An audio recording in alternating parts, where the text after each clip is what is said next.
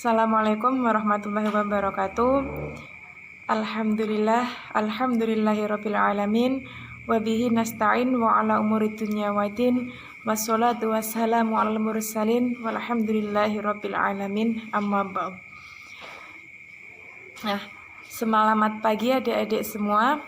Perkenalkan, di sini saya Nur Alfiah selaku mahasiswa PPL di MTS Al-Falah yang mengampu mata pelajaran fikih dari kelas 7A sampai kelas 7G. Nah, dimohon nanti untuk adik-adik semua bisa mengikuti apa yang saya sampaikan, bisa memahami dan bisa mengikuti dengan baik.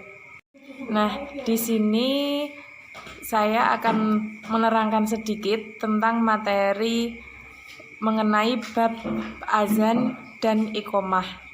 Langsung saja, nanti untuk adik-adik semua bisa mengikuti dan bisa membuka buku LKS atau paket yang adik-adik punya. Nah, langsung saja kita membahas tentang ketentuan azan dan iqomah. Nah, setiap hari ketika kita memasuki waktu sholat telah tiba, pasti azan akan berkumandang di setiap masjid ataupun musola. Mulai dari azan subuh, duhur, maghrib, isya, itu di setiap musola maupun masjid akan berkumandang azan. Nah, selain suara azan yang dikumandangkan di masjid maupun musola, di televisi maupun di radio kita akan bisa mendengarkan kumandang azan. Nah, pengertian azan sendiri adalah panggilan atau pemberitahuan kepada orang banyak bahwa waktu sholat telah tiba. Nah, untuk lafadz-lafadznya sendiri, adik-adik semua dan kita pasti tidak asing karena setiap hari, setiap waktu ketika kita memasuki sholat fardu selalu mendengarkan dari musola ataupun masjid. Nah, untuk lafadznya atau pengertiannya bisa dibuka di buku LKS atau di paket, nanti bisa dipahami maknanya, artinya, dan untuk laki-laki bisa dihafalkan dan nanti bisa memulai azan di masjid ataupun musola. Nah, adab melaksanakan azan menurut jumhur ulama adalah sebagai berikut.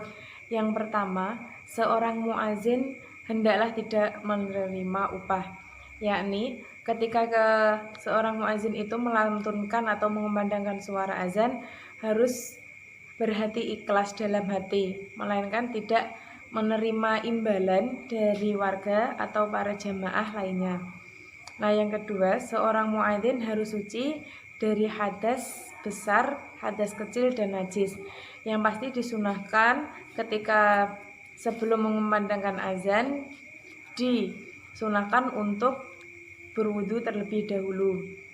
Yang ketiga, seorang muadzin ketika mengumandangkan azan menghadap ke arah kiblat.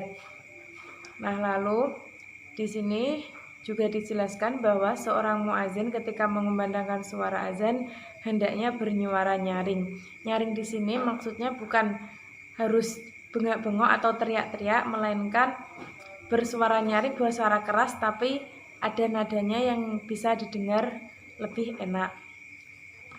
Nah, yang terakhir ada ketika setelah mengumandangkan azan, seorang muazin hendaknya berdoa.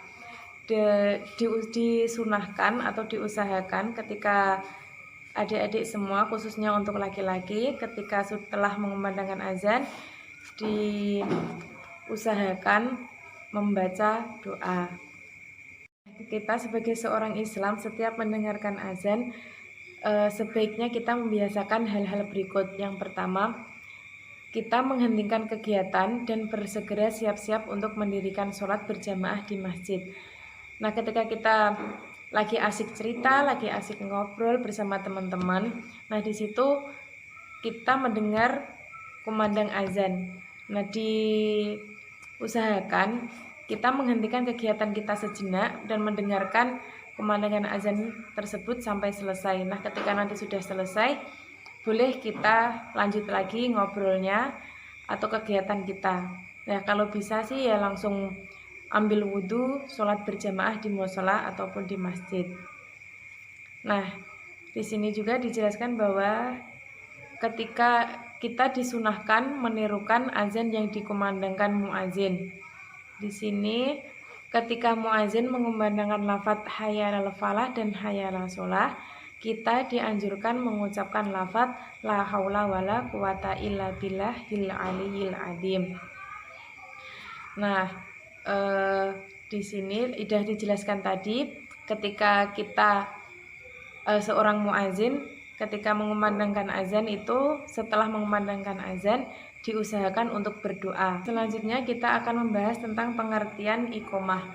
Iqomah adalah pemberitahuan kepada seluruh jamaah sholat yang di musola ataupun di masjid yang sedang berada dalam perjalanan menuju masjid agar cepat-cepat bersiap-siap untuk menjalankan sholat berjamaah. Nah, keutamaan sholat berjamaah yaitu mendapatkan pahala 27 derajat dibandingkan sholat sendiri di rumah. Nah, cukup sekian, sampai di sini dulu. Minggu depan kita akan membahas tentang ketentuan sholat berjamaah. Mohon maaf jika dalam penyampaian saya tadi ada kesalahan ucapan maupun kata yang saya sampaikan. Cukup sekian dari saya. Wabillahi taufiq wal hidayah. Wassalamualaikum warahmatullahi wabarakatuh. Something different about that smile you wear.